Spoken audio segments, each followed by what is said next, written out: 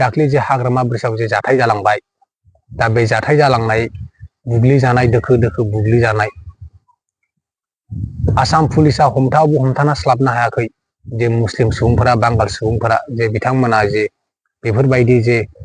होसो होसो बुनाय जे जोंनि जायगायावनो बेबो लासिंसिं दा एक्सिडेन्ट जादों जाथाया नङा होमबा जाथाया एक्सिडेन्ट जादों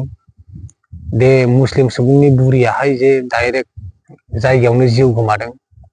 जे ड्राइभारनिबो गोरोन्थि नङा दा बेखौहाय जों क्लियारै जे नोंथांमोननो आं देखायगोन कल रेकर्डखौहाय नोंथांमोननो खोनासंहोफिनगोन आं माबोरै जाया होनदों ब्रादार एसे फोरमायना होलाय आच्छा बे जाथाय जानाया ना जोङो खामानिनिफ्राय फैदोंमोन आरो ना ओमफ्राय जों थांखाबाय बियो बेनि गारिया टायारा पाम्पचार जादोंमोन ओमफ्राय दुकानावहाय बानायबाय थादो आरो इयो हाग्रामा दलं बारनानै जास्ट बिदि आरो 200 मिटारसोनि सिगाङाव बेयाव टायार बानायबाय थानाय समाव बियो बानायखांनानै गारिखौ स्टार्ट खालामनानै हावा थिखांदोंमोन हावा थिखांबाय थानाय समावनो मिस्ट्रिखौबो सोंखाबाय टायार मिस्ट्रिखौ हावा थिखांनानै जाखांनायनि उनावहाय माने टायार दुकानिया बुंबाय दा गारिया जाबाय नों थांदो होननांबाय आच्छा दे जागोन होननानै ओंखारबाय बेबो ओंखारनाय समावसो बै बुरिया जे माला फैनो थाखो सिगांथिं बेखौ नुवासो आरो हय जानो हानाय सिगांथिंनिफ्राय मोनसे गारि फैदो बे दावखोदो ओमफ्राय बे नामायनायाव बे बुरिया थांजोबनो हायासै माने डाइरेक्ट बारनो हायासै नालाय बै बारनो हानायावसो गेजेराव गसंना थानायावसो बुरिया जाबाय थारमाने बे ड्राइभारनि भुल नङा ओमफ्राय थिग बे भुल मोनबा बे टायार दुकानाथ' बेखौ होबथानो हायोमोन ना मानो होबथायासै गारिया 1 किल'मिटार गोजानाव थांबाय अब्लासो बिसोर दावराव खालामनानै होसोदो दा बे जाथाय जानायावहाय जे आसाम पुलिसफ्रा एसे हमथाबाबो हमथानो हायाखै दा दोखो दोखो बुग्लिबाय जे जाथाय जाबाय जे एक्सिडेन्ट जाबाय जे एक्सिडेन्टखौथ' रावबो बुंनो हाया हरखाबै जायो नोंबो आंबो मा समाव मा जागोन एक्सिडेन्ट मा समाव बेखौ रावबो बुंनो हाया बे मोनसे जाब्रबथाय एक्सिडेन्ट मागाना एक्सिडेन्टआ बेखौनो बुङो जे हरखाबै जानाय नङा होमबा हरखाबै जानायखौनो बुङो जे एक्सिडेन्ट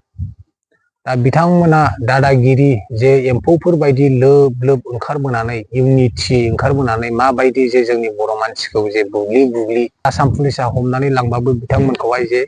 हमथानो हायाखै माबायदि बुग्लि लांदों दा आसाम पुलिस बिथांमोनाबो मोजाङै हमना लांनांगौमोन बे पाब्लिकफोरनो बेबायदि बुहोनो नाङामोन आरोखि जे आयेन दंना आयेना बेखौ साजा होगोन आयेना बेखौ बिसार खालामगोन जे हमनानै लांदो दा पाब्लिकफोरखौ बेबायदि बुहोनो नाङामोन आरोखि बिथांमोनाबो मोजाङै प्रटेक्सन होनांगौमोन जे जाथाया मा जादों दायनिगिरिया सोरनि बेफोरखौ मोजाङै तदन्त खालामालासिनो बिजिरालासिनो डाइरेक्ट बिसोरो जे ड्राइभारखौहाय जे बेफोरबायदि जे बुबाय बेसेबां दुखुनांथाव आरोखि जे जोंनि जायगायावनो दा नोंथांमोन भिडिअखौ बारा गोबाव लाबोनो सानाखै आङो दा बेफोरबायदि जाथायखौ नुयोब्ला जे गावनि हारिनि मानसि सुबुं जानानै जे आंबो गोसोआव दुखु मोनो आरोखि दे बेफोरबायदि जाथाय जानायाव जे गसाइगाव टाउनावबो जे बर' मानसि चेयारमेन जानो मोना बेफोरबायदि बिबुंथि मैगं फायखारिफोरा गुबुन हारिनि सुबुंफोरा जे दादागिरि बेफोरबायदि बिबुंथि लाखिनो हालायलायनाय आरोबाव जे हाग्रामा ब्रिजआव जाथाय जानायाव जे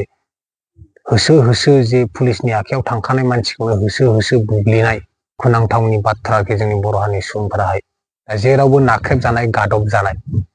दा बेनिखायनो आं मोनसेल' खोथा जे जोंनि बर' हारिया जे इउनिटिल' जानांसिगौ आरोखि खौसेल' जानांसिगौ जे बुजिनांसिगौल' जोंनि हारिया जे बिसिनि बायदि मोनसे घटना जायोब्ला जे बिसोरबो एम्फौ बायदि ओंखारो जे जोंहाबो ओंखारनांगौ आरोखि एम्फौफोर बायदि